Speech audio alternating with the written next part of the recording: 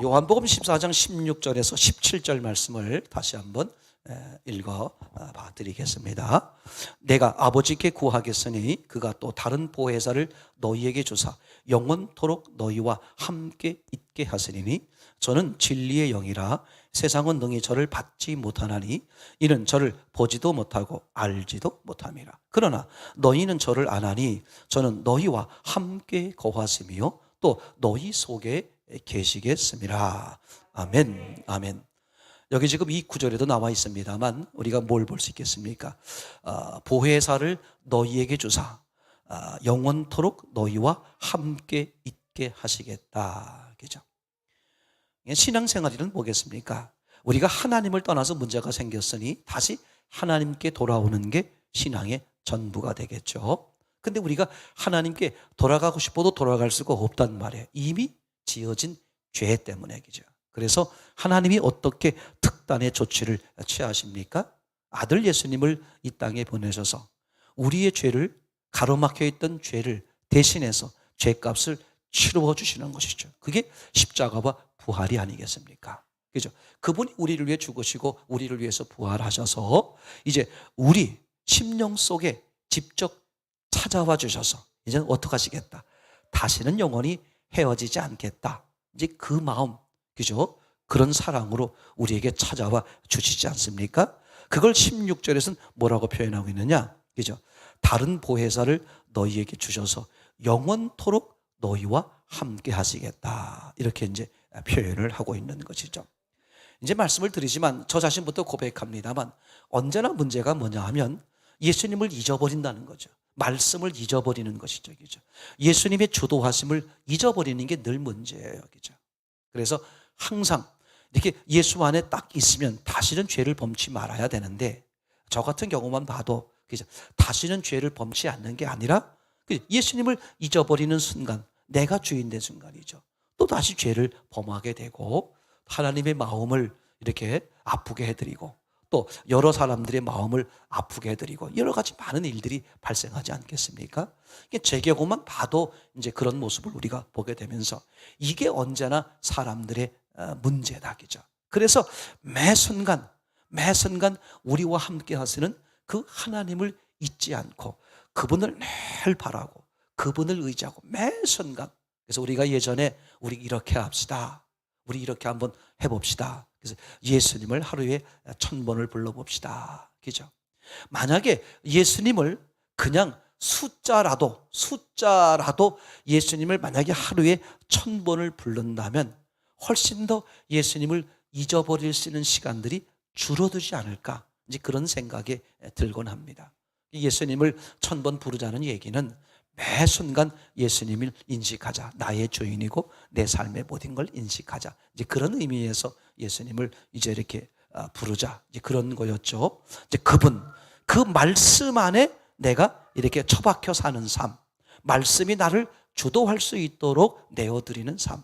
이제 그래서 우리가 이제 부활 해바라기를 같이 복창하고 기록도 하고 또 이렇게 하는 것 아니겠습니까? 이제 그거 외에 말씀을 계속해서 묵상한다든지 예배를 드리고 기도를 하고 찬양을 하고 뭐 여러 가지 방법이 다 있겠죠. 늘 전도를 하고 이런 삶 속에서 그죠? 예수님과의 관계가 지속적으로 그리고 더 깊어지고 넓어질 수 있도록 우리가 이제 그렇게 신앙의 행위를 하는 것 아니겠습니까? 여러분 뭐 잘 아시는 것처럼 그죠? 복음의 목적이 뭐겠어요? 바로 영혼 구원이 되겠죠. 그러니까 교회의 목적, 그러니까 복음이 곧 교회니까 예수님이요 복음이요 교회적이죠. 그러니까 복음의 목적이 뭐겠습니까? 교회의 목적이 뭐겠어요? 바로 어디에 있습니까? 영혼 구원에 있는 게 이제 확실하게 되는 거죠. 이제 그러면 내 영혼, 그죠? 우리 모든 영혼의 생명의 문제를 해결하는 복음이 이제 어떻게 우리에게 주어졌을까? 여기 마가복음 1장의 표현을 보면 참 잘 나와 있다는 생각이 듭니다. 마가복음 1장 1절에 보면 하나님의 아들 예수 그리스도의 복음의 시작이다. 그죠? 이건 이사야서에서 이제 글을 따온 거잖아요. 그 이사야서에 대한 내용들을 보게 되면 뭐라고 써 있습니까? 내가 내 사자를 너 앞에 보내노니 저가 내 길을 예비하리라. 이렇게 이제 이사야서에서 말씀을 하고 있었죠. 그때 이 보낸다는 분이 누구였냐 하면 마가복음 1장 1절에서 예수 그리스도의 복음이라고 시작하면서 소개한 그 침례 요한을 이제 이야기하고 있는 것을 우리가 보게 되겠죠. 그러니까 우리가 생명의 복음, 즉 이 생명의 복음이 우리 것이 되기 위해서는 이 복음의 시작이라고 말할 수 있는 침례 요한을 아는 것. 그죠? 복음을 알려면 마가복음 1장에 표현한 것처럼 복음의 시작을 알아야 되겠죠. 그러니까 복음의 시작을 알아야 복음의 끝이요 완성을 알 수 있겠죠.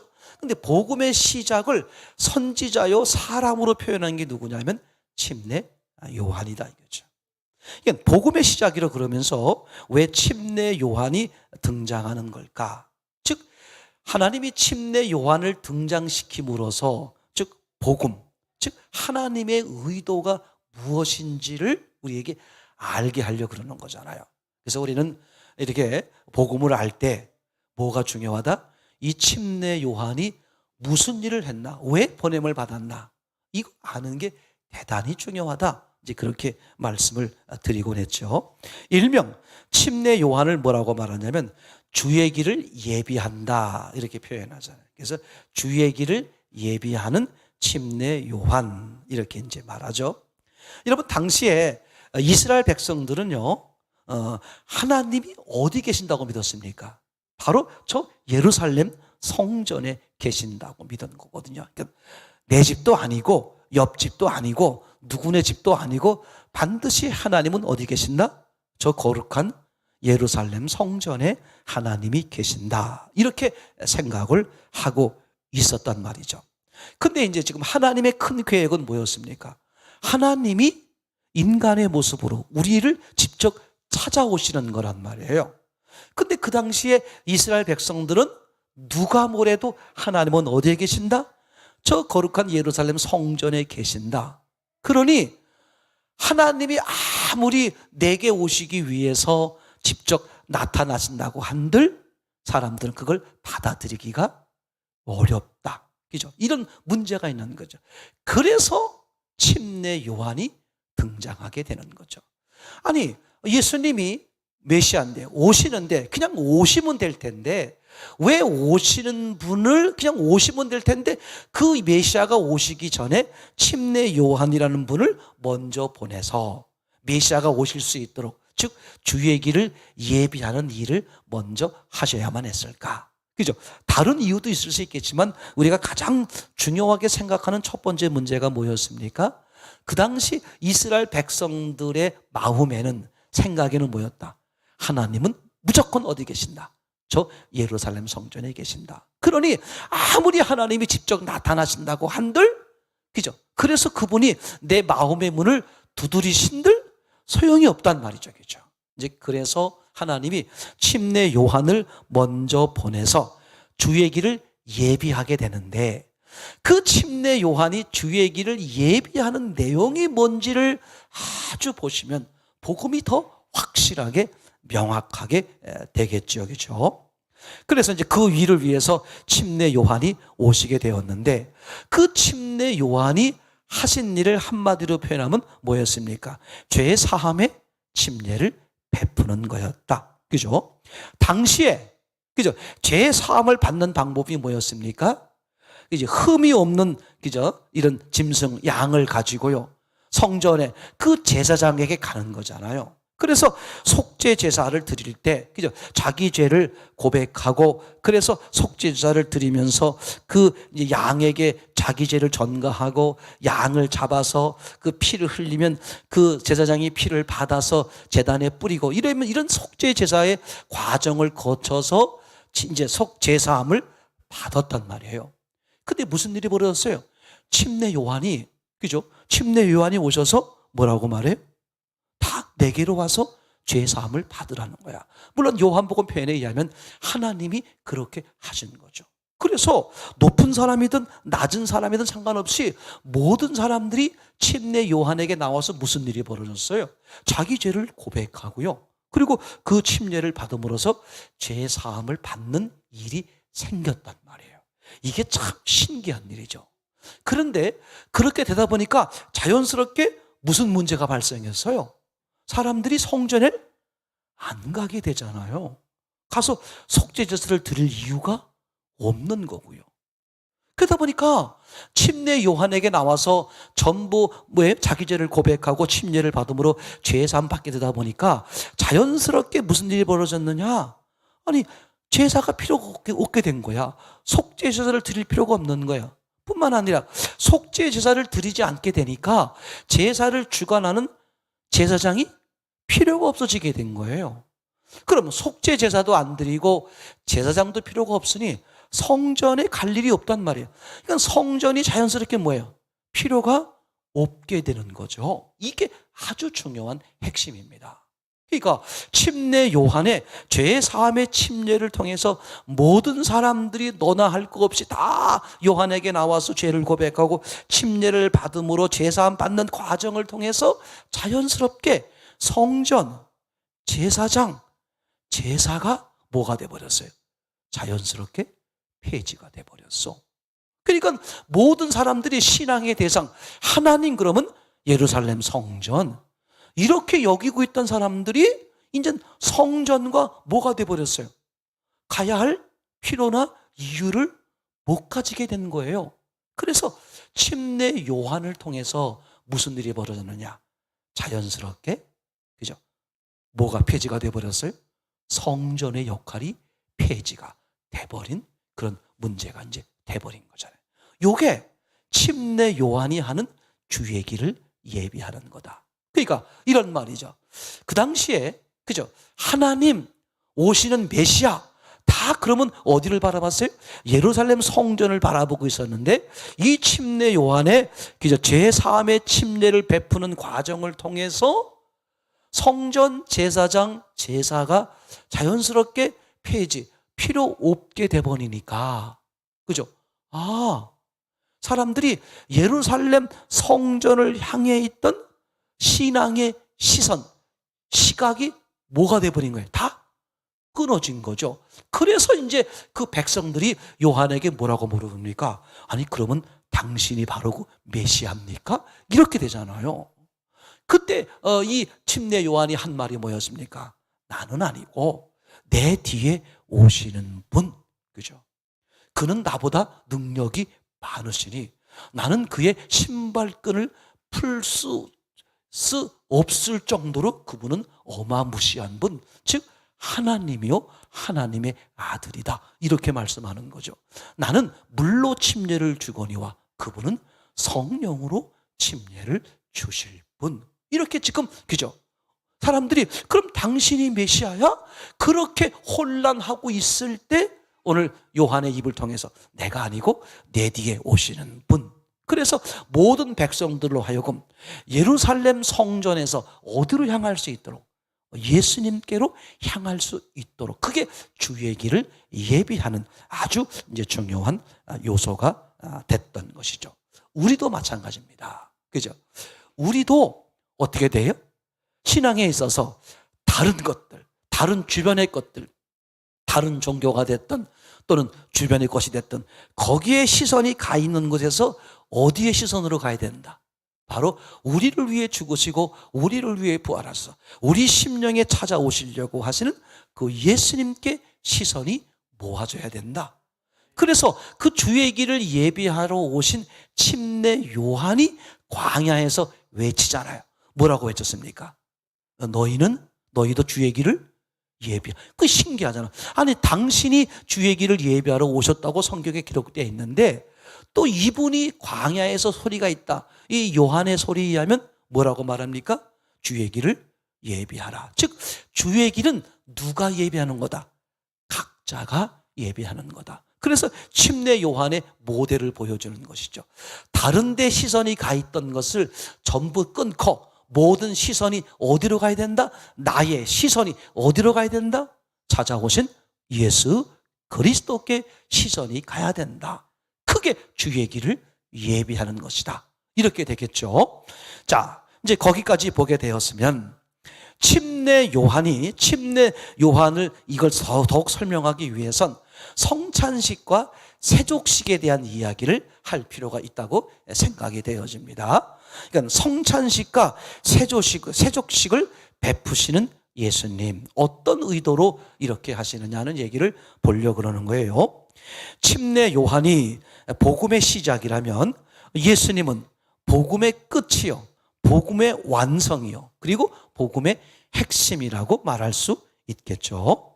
이제 그 요한복음에 예수님의 공생애가 기록이 요한복음에 예수님의 공생애 사역이 기록되어 있는데, 신기하게도요, 요한복음에서는 그죠? 요한복음 13장부터 18장까지 꽤 긴 장이죠. 13, 14, 15, 16, 17, 18. 그죠?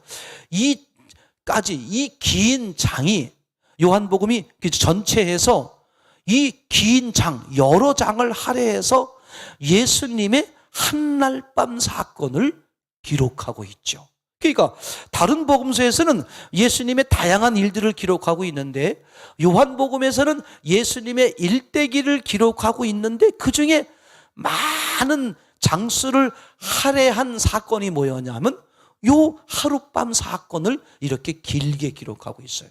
근데 이 사건이 뭐였냐면 예수님이 죽으시던 마지막 날 밤, 그 한날밤 사건을 이 요한복음엔 아주 길게 기록되어 있는 거죠. 그러면 요한복음에서는 왜 예수님의 일대기 전체에서 요 한날밤 사건을 왜 그렇게 길게 기록하고 있을까? 그죠? 요한복음에서는 요 사건의 아주 중요함을 우리에게 말씀을 해 주려고 하는 것이 너무나 이제 확실하겠죠. 이제 그래서 그 중요한 사건을 이제 함께 보려고 하는데, 생각해 보세요. 이 한날 밤의 사건을 예수님이 하신 어떤 일이라 그럴까요? 행하신 예식이 크게 나눠서 두 가지가 있다고 말할 수가 있겠죠. 하나는 뭐겠습니까? 성찬식이 되겠고, 또 하나는 세족식이 이렇게 기록되어 있겠죠. 그런데 여기에서 보게 되면 무슨 요한복음에는 성찬식은 간략하게 표현되어 있는데 세족식이 아주 길게 자세하게 표현되어 있는 것을 보게 되겠죠. 우리가 알고 있는 성찬식의 의미는 뭐였습니까? 바로 이제 우리들이, 그죠?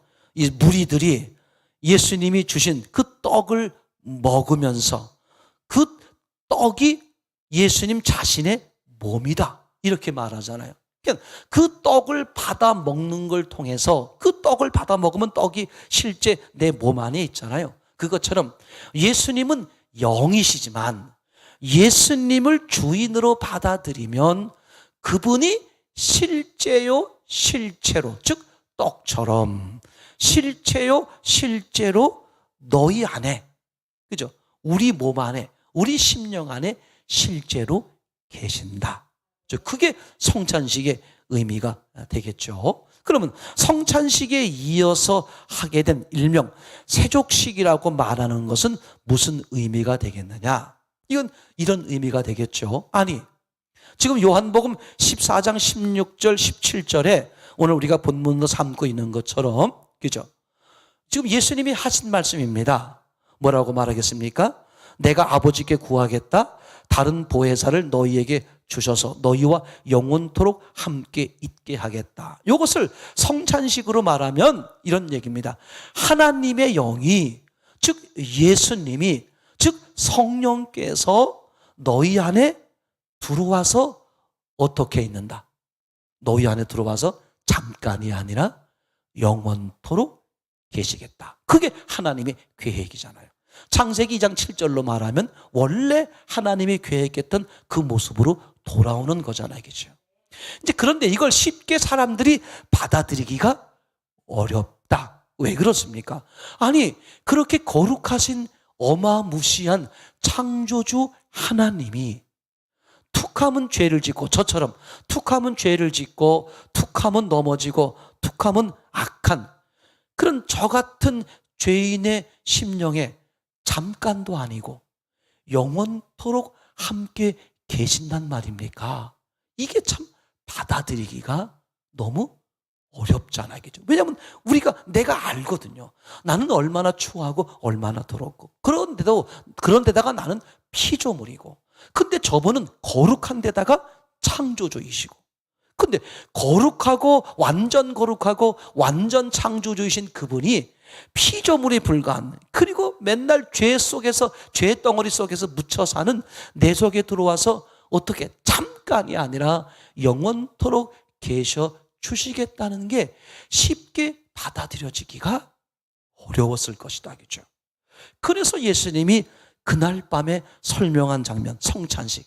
너희 안에 들어와서 영원히 계시겠다. 근데 그걸 쉽게 받아들이기가 어려우니까 나같이 거룩한 분이, 창조주 거룩한 분이 피조물인 더더군다나 너 같은 사람들에게 어떻게 영원히 계실 수 있느냐, 그걸 설명하는 게 세족식이다, 그렇게 말씀을 드렸잖아요. 자, 그러면 세족식의 실제 모습은 뭐였습니까? 그죠? 그 중동 지방에선, 예수님이 사시던 그 중동 지방에선, 그죠? 몸 중에 가장 더러운 것이 어디였다? 발이었다. 신발을 신지 못하잖아요. 기껏해야 슬리퍼, 샌들을 신었단 말이죠. 구두나 이런 건 못 신고, 못 신잖아요. 너무 뜨겁고 하니까. 그러니까 맨발로 샌들이나 이런 걸 신으니까 항상 또 날씨가 덥고 모래가 많고 또 추우니까 옷도 어떻게 있습니까? 도포자락 같은 걸 뒤집어 쓰잖아요. 근데 발에는 불가능하겠죠. 그러다 보니까 어디 나갔다만 오면 제일 더러운 것이 어디야? 손과 발이 되잖아요. 그 중에서도 이제 발이 제일 땅바닥에 닿으니까. 이제 그래서 오늘 예수님이 세족식 하는 이유가 뭐겠습니까? 자, 너희 몸 중에 가장 더러운 것이 어디냐? 발입니다. 이 발을 내밀어라 하면서 발을 씻겨주신단 말이에요. 그럼 발을 씻겨주시면서 예수님이 하시려고 하시는 그 말씀의 의미가, 그 내용이 뭐였습니까? 그죠? 거룩하신 하나님이 어떻게 더럽고 추한 너희 몸, 너희 심령 속에 들어와서 잠깐도 아니고 영원토록 계실 수 있느냐, 그걸 설명하는 장면이 뭐냐면, 너희 몸 중에 가장 더러운 것이 어디냐? 발이다.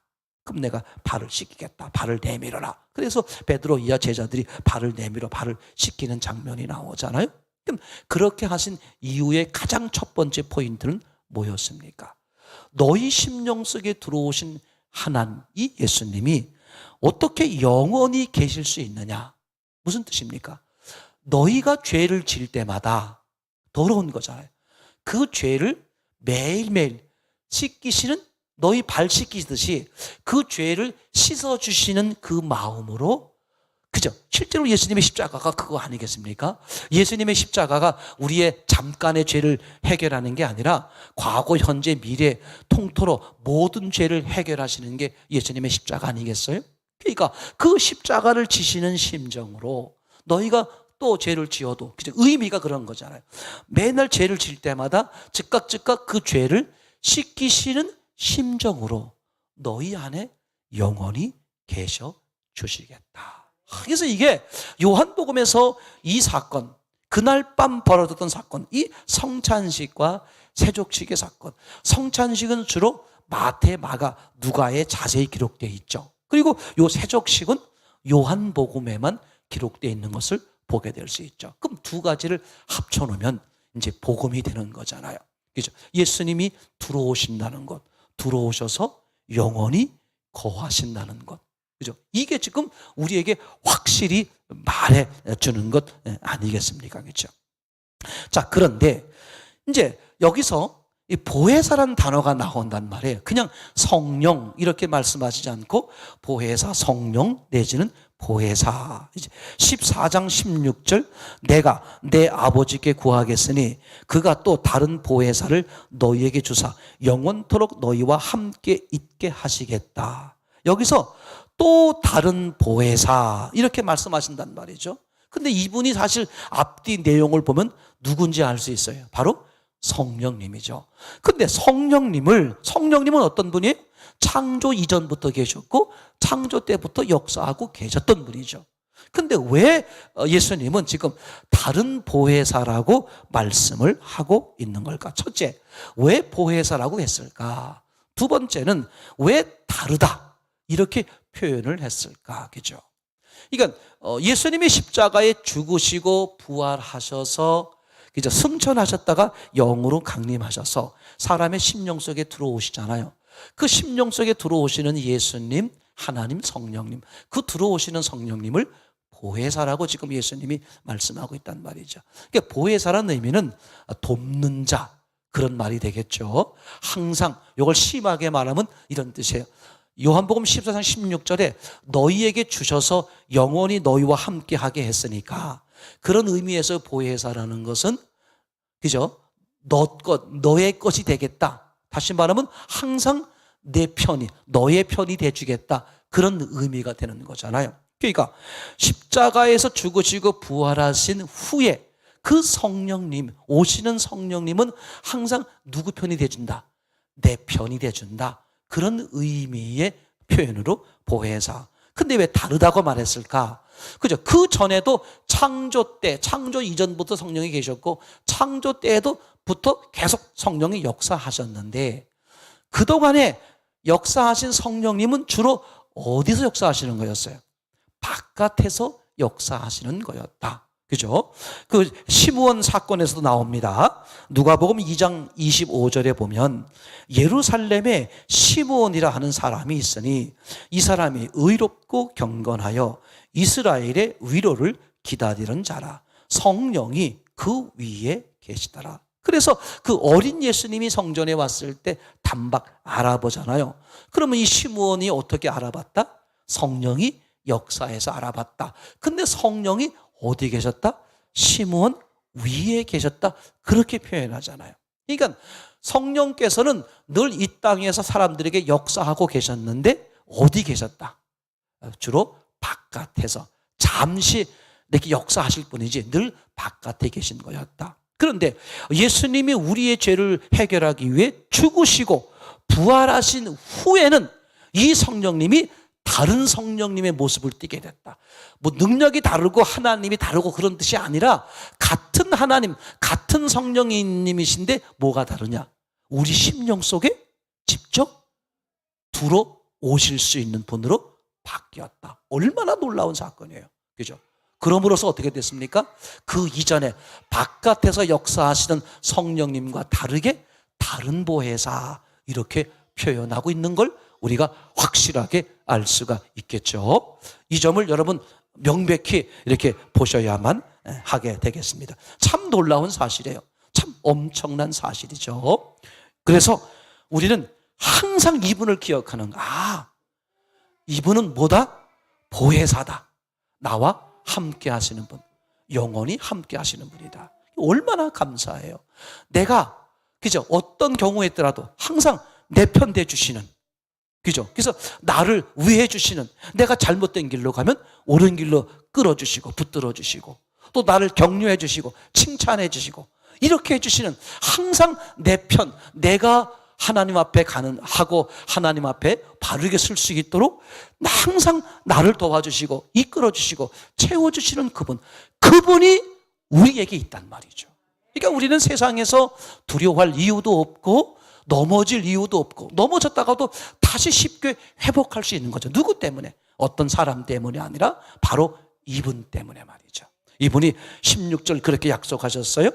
너희에게 주사 영원토록 너희와 함께 있게 하시겠다. 아멘입니까? 그죠? 너희에게 주신다는 거야. 네 것으로 주신다는 거야. 얼마나 감사한 일이에요. 얼마나 기쁜 일입니까? 그죠? 우리는 어느 경우에도 낙심하지 마라. 그죠? 어느 경우에도 좌절하지 마시라. 어느 경우에도 절망하지 마시라. 그죠? 그래서 우리는 사람을 보는 게 아니라 누굴 보는 거다? 예수님을 봅시다. 그죠? 예수님만이 우리 삶의 희망이고 우리 모든 것의 해결이고 모든 것이 승리이기 때문에 말이죠. 그래서 부활하신 예수님을 계속 바라보고 계속 의지하고 계속 기뻐하고, 그죠? 그분 안에 나를 굴복시키는 거잖아요. 저도 늘 그렇게 못합니다만 이분 앞에, 예수님 앞에 나를 매일매일 굴복시키는 작업, 이걸 실패하기도 하고 이것 때문에 넘어지기도 하고 이것 때문에 또 잘못하기도 하고 그래요. 이제 그럼에도 불구하고 다시 또 뻔뻔하게 일어서는 이유가 뭡니까? 이분이 내 편지 드시고 나와 함께 해주시고 내게 손을 내밀어 주시고 나를 인자하게 바라봐 주시기 때문에 나는 그분 앞에 또 나를 굴복시키고 이러므로서 이분의 은혜가 풍성해지고 그죠? 하나님이 기뻐하시는 멋진 신앙이 될 것으로 믿습니다. 그런 은혜가 넘치는 저와 여러분 되기를 참으로 소원합니다. 주님 고맙습니다.